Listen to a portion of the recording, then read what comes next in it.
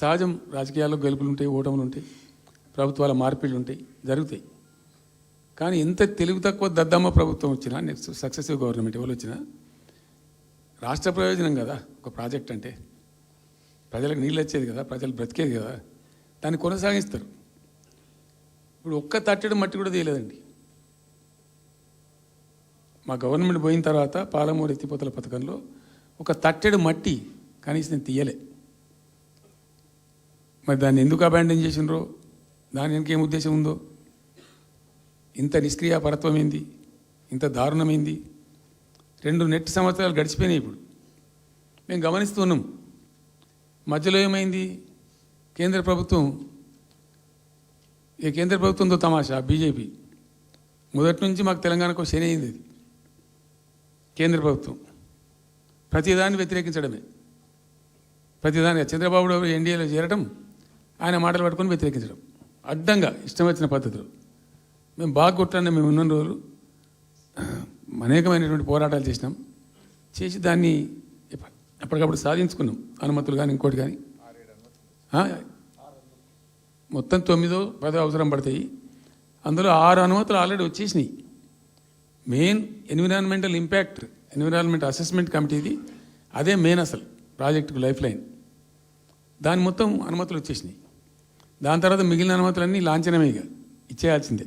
అది ఇచ్చిందంటే అటువంటి అతి ముఖ్యమైనటువంటి అనుమతి కూడా తెచ్చినాం. అన్నీ వచ్చిన తర్వాత కేంద్ర ప్రభుత్వం మొన్న చంద్రబాబు నాయుడు ఎంపీలు అవసరం ఉంది కదా అక్కడ వాళ్ళకు. ఇప్పుడు ఇద్దరు ఎంపీలు అవసరం కదా, నితీష్ కుమార్, చంద్రబాబు నాయుడు. దానికోసం బీజేపీ ఎంతకైనా దిగజారుతుంది. ఆడ ప్రభుత్వం నిలబెట్టుకోవాలి కాబట్టి ఎంతకైనా దిగజారి ఆయన మాట పట్టుకొని డిపిఆర్ను వాపసు పంపించారండి. మేము ఉన్న రోజులు రాలే డిపిఆర్ వాపసు. అనుమతులు తెచ్చిన ఉల్టా మేము. ఇంకా డిపిఆర్ వాపసు వస్తే భూమి ఆకాశం ఒకటి చేయాలా రాష్ట్ర ప్రభుత్వం. ఎంత లొల్లి చేయాలా, ఎంత హడావుడి చేయాలా, ఆల్ పార్టీ డెలిగేషన్ తీసుకుపోవాలి. అవసరం వస్తే మేము వడ్లు కొనకపోతే పోయి ఢిల్లీలో ధర్నా చేసినామండి. మేము అప్పుడు మా గవర్నమెంట్ ఉన్నప్పుడు రైతులు పండించిన పంట కొనకపోతే యావత్తు ఎమ్మెల్యేలు, క్యాబినెట్ అందరం పోయి ఢిల్లీలో ధర్నా చేసి కేంద్ర ప్రభుత్వం మెడలు వంచినాం. మేము 80 లక్షల టన్నులు మనకి తీసుకుంటామనేటువంటి ఒప్పందం మీద సంతకం చేయించుకొని వచ్చినాం. వడ్లు కొనిపించినాం ఎఫ్సిఐతోని. మామూలు వడ్లు కొనకపోతేనే మేము అంత అడావుడు చేసిపోయినాము.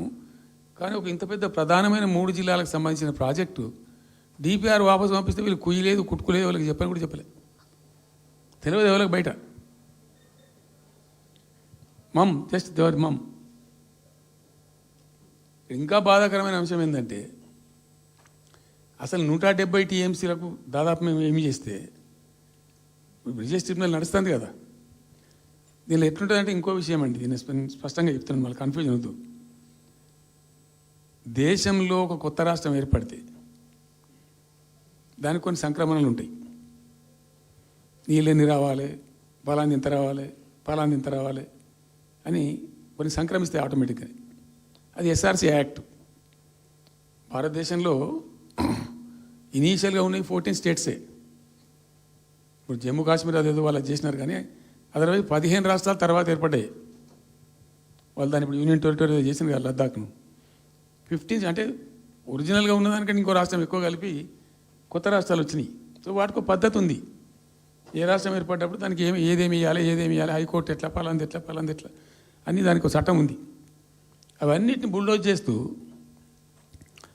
ఇక్కడ ఇయ్యలే. నీళ్ళు ఎన్ని రావాలా, ఫస్ట్ ఛాయిస్ వాళ్ళకి ఇస్తారంటే ఆ రాష్ట్రాలకు ఇస్తారు. ఏ రాష్ట్రాలు అయితే విడిపోయినాయో మీరు మ్యూచువల్ అండర్స్టాండింగ్లో చేసుకోండి అని ఇస్తారు. ఇక్కడ పొసిగే కార్యక్రమం కాదు.